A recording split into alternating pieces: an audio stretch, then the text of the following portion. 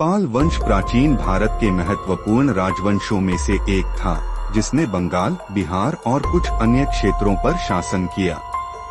इस वंश की स्थापना 8वीं शताब्दी में गोपाल नामक शासक ने की थी।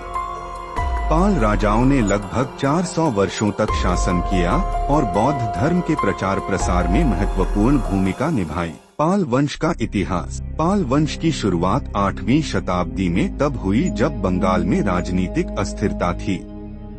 इस स्थिति में लोगों ने एक योग्य शासक की तलाश की और गोपाल को राजा बनाया। पाल राजाओं ने बौद्ध धर्म, खासकर महायान और वज्रयान शाखाओं को संरक्षण दिया। मुख्य शासक गोपाल 750 से 770 ई। पाल वंश के संस्थापक धर्मपाल 770 से 810 ई। सबसे शक्तिशाली शासक जिसने कन्नौज के लिए त्रिपक्षीय संघर्ष में भाग लिया।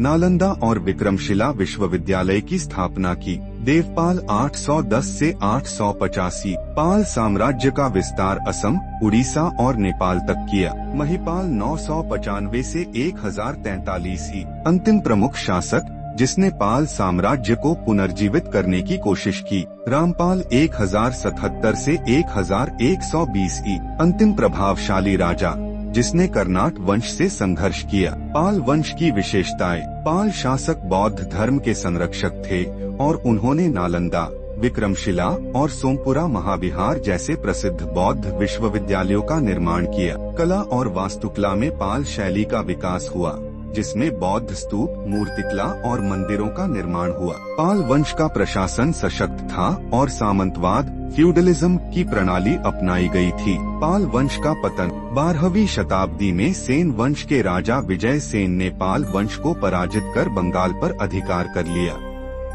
इसके साथ ही पाल वंश का अंत हो गया। निष्कर्ष। पाल वंश भारत के सबसे महत्वपूर्ण राजवंशों में से एक था, जिसने शिक्षा, धर्म और संस्कृति को बढ़ावा दिया। इनका शासनकाल बंगाल और बिहार के इतिहास में स्वर्णिम युग माना जाता है।